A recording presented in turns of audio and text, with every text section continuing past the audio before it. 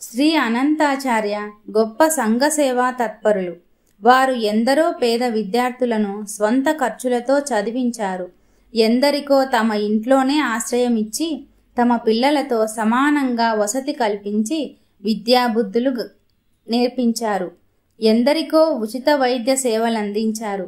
ఎందరో పేదలకు వివాహం, జీవనోపాధులు సమకూర్చుకునేందుకు సహాయపడ్డారు. ఉచిత తాలింకానాలు నడిపారు. భరద్వాజ గురుకులం అనే పేరుతో విద్యాలయం స్థాపించి విద్యార్థులకు ఉచిత విద్య అందించటమే కాక వారికి పాఠ్యపుస్తకాలు, ఉచితంగా ఆవుపాలు, రొట్టెలు, భోజన వసతి కల్పించి విద్య నేర్పించేవారు. ఆ విద్యాలయంలో మామూలుగా అన్ని పాఠశాలలో వలె గణితము, సైన్సు, సోషల్ స్టడీస్, ఆంగ్లం, తెలుగు మొదలైన సబ్జెక్టులు బోధిస్తూ వేదాంగాలు, పురాణేతిహాసాలు, భగవద్గీత, సంస్కృతం కూడా నేర్పేవారు. వ్యాయామం, మల్ల విద్య వంటి విద్యలు కూడా బోధించేవారు. తమ పిల్లలను కూడా ఆ విద్యాలయంలోనే విద్యను అభ్యసింపజేశారు. ఉత్సాహవంతులైన యువకులకు ఆయుర్వేద విద్య, మందులు తయారు చేసే విధానం నేర్పించేవారు. తెనాలిలో చంద్రమౌళి సత్యనారాయణ అనే మిత్రుడు అలా ఉచితంగా వైద్యం, మందుల తయారీ అన్నీ చెప్పేస్తున్నావేమిటి అని ప్రశ్నిస్తే, నాకు డబ్బుపై ఆశ లేదు, కావాలంటే నీకు కూడా ఎంతైనా నేర్పిస్తాను, నేర్చుకో అని సమాధానం ఇచ్చేవారు. శ్రీ అనంతాచార్యుల గారికి ధనంపై ఎటువంటి ఆసక్తి, ఆస్తిపాస్తులపై ఎటువంటి ఆపేక్ష లేశమాత్రమైనా ఉండేది కాదు. పేద ప్రజలకు ఎందరికో ఉచిత వైద్యం అందించినప్పటికీ కూడా శ్రీ అనంతాచార్యుల వారికి వైద్య వృత్తి ద్వారా ఆ రోజుల్లోనే నెలకు 50,000 రూపాయలకు పైగా ఆదాయం వచ్చేది. ఆయన స్నేహితులు, బంధువులు, హితోభిలాషులు ఆయనను పొలాలు, స్థలాలు ఏర్పరచుకోమని, స్వంత ఇల్లు కట్టించుకోమని సలహాలు ఇచ్చేవారు. 4 పిల్లలను పెంచి పెద్ద చేసి చదువులు చెప్పించి జీవితాలలో స్థిరపరచటానికి ఎంతో వ్యయం అవుతుందని కనుక ఆస్తులు ఏర్పరచుకొని ముందు చూపుతో పిల్లల భవిష్యత్తును ఆలోచించి కొంత ధనం నిల్వ చేసుకొనటం మంచిదని చెప్పేవారు. అయితే శ్రీ అనంతాచార్య తమ సంపాదనలో తమ కుటుంబ ఖర్చులకు పోను మిగిలిన డబ్బును పేద సాధలకు పంచివేసేవారు. పిల్లల కోసం గాని తమ కోసం గాని ఒక్క రూపాయి కూడా ఆయన దాచుకొని ఎరుగరు. తనపై తనకు నమ్మకం లేనప్పుడే డబ్బుపై ఆశ, ఆసక్తి ఉంటుంది. నాకు నాపై విశ్వాసం ఉంది, అందువలన నాకు ఎలాంటి ఆస్తులు ఏర్పాటు చేసుకోవలసిన ఆవశ్యకత లేదు. ఆస్తుల వల్ల పిల్లలకు అహంకారం పెరుగుతుంది, ధనవంతులమనే గర్వం వస్తుంది. అంతేకాదు ఆస్తులను దుర్వినియోగం చేసుకోవచ్చు, పోగొట్టుకోవచ్చు. వారికి విద్య అనే ఆస్తిని ఇస్తాను, కానీ డబ్బుగా ఇవ్వను. ఎంతవరకు చదువుకుంటామంటే అంతవరకు చదివిస్తాను అని చెప్పేవారు. అన్నట్లుగానే ఆయన పిల్లలకు ఆస్తులు ఏమీ ఇవ్వలేదు. స్వంత గృహాలు, పొలాలు వంటివేవీ ఏర్పరచలేదు. ధనం రూపేణా ఒక్క రూపాయి అయినా ఇవ్వలేదు. బంగారు, వెండి నగలు, ఆభరణాలు, పాత్రలు, విలువైన సామాగ్రి, వస్తు వాహనాలు ఏవీ సమకూర్చలేదు.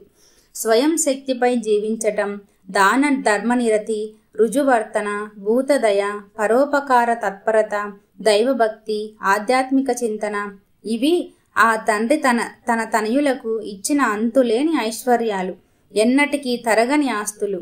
అంతేకాదు శ్రీ అనంతాచార్య గారిలోని అసామాన్య దైవీ గుణం మూర్తీభవించిన మానవత్వం. మానవతకు మారుపేరు శ్రీ అనంతాచార్య అని చెప్పవచ్చు. అందుకు ఉదాహరణగా విస్మయం కలిగించే ఒక సన్నివేశం రాస్తాను. ఒకసారి వేరొక గ్రామంలో నివసించే వీరి దగ్గరి బంధువు ఒక ఆమె స్ఫోటక వ్యాధితో మరణించింది. ఆ తర్వాత జరగవలసిన కార్యక్రమాలు జరిపేందుకు ఆమె బంధువులు, భర్త, పిల్లలు కూడా ముందుకు రాలేదు. ఆ వ్యాధి తమకు సోకుతుందేమోనన్న భయంతో వారు దూరంగా ఉండిపోయారు. అప్పుడు శ్రీ అనంతాచార్య గారు ఒక్కరే ఆమె శరీరాన్ని భుజంపై శ్మశానానికి మోసుకొని పోయి దహనం చేసి వచ్చారు. ఆయనలోని పరిపూర్ణ మానవత్వానికి, ఎటువంటి పరిస్థితికి చలించని ధీరత్వానికి ఇంతకంటే నిదర్శనం మరొకటి ఏముంటుంది? అసమాన ప్రజ్ఞావంతులు, దైవీగుణ సంపన్నులు, శ్రీ అనంతాచార్య భవిష్యత్తును గురించి ప్రజ్ఞ కలిగి ఉండటం ఆ కాలపు ప్రజలు ఎందరో గుర్తించగలిగారు. ఎన్నోసార్లు భవిష్యత్తులో జరగబోయే విషయాలు ఆయన నోటి నుండి వెలువడుతుండేవి. ఉదాహరణకు, ఒకసారి వీరు కొందరితో కలిసి రైలు ప్రయాణం చేస్తుండగా వారి సంభాషణల్లో గాంధీ గారి ప్రసక్తి వచ్చింది. భవిష్యత్తులో గాంధీ గారు చేయబోయే కార్యక్రమాలు, ప్రణాళికలు గురించి చర్చించుకుంటున్నారు.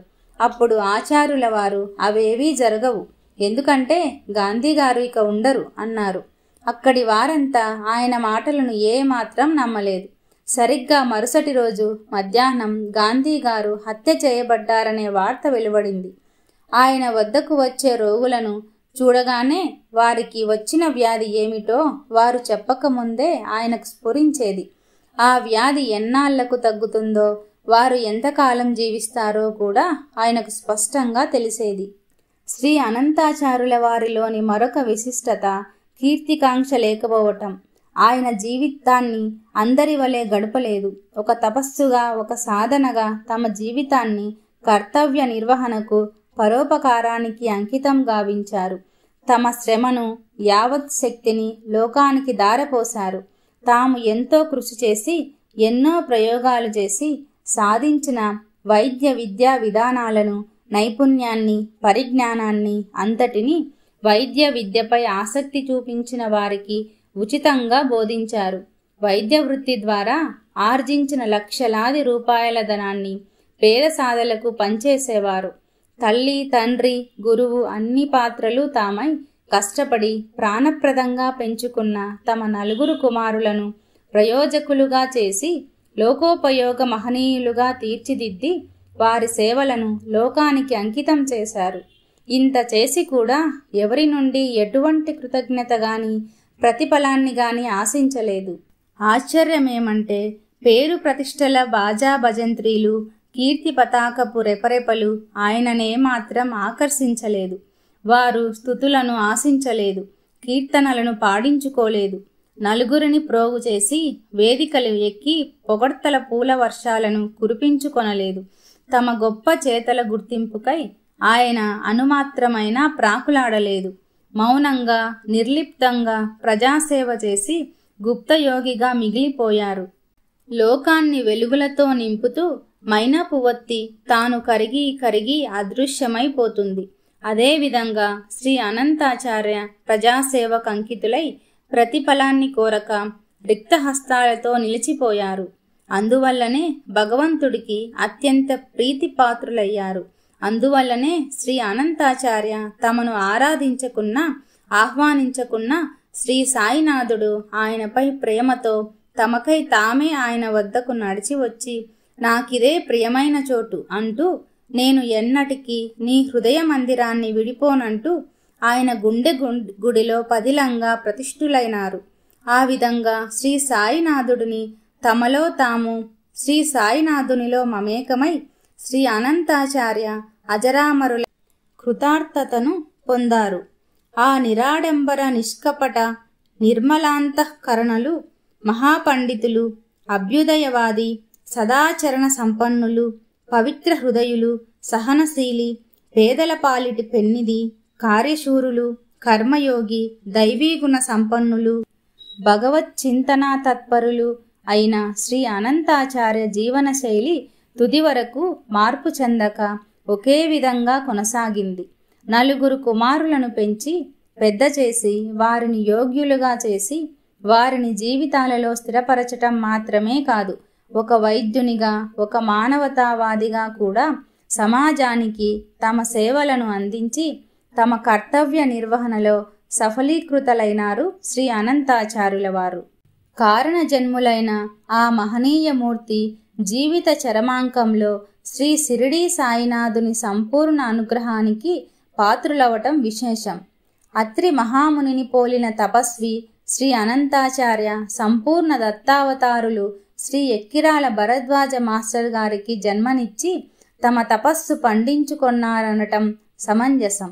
వీరి తపోశక్తి, యోగనిష్ట, అసమాన ప్రజ్ఞ మొదలైన మహత్తరమైన దైవీగుణ సంపన్నత మరుగున పడి ఉన్న ఆయన జీవితం మాటున వెలుగు చూడక నిలిచి ఉన్నాయి.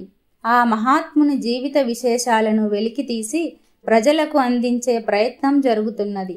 అటువంటి అనంత దైవీగుణ సంపన్నునికి జోహార్లు. శ్రీ భరద్వాజ గురుదేవుల జనకులు శ్రీ అనంతాచార్యులకు అనంత కోటి ప్రణామాలు. అధ్యాయం 1 సంపూర్ణం. జై సాయి మాస్టర్.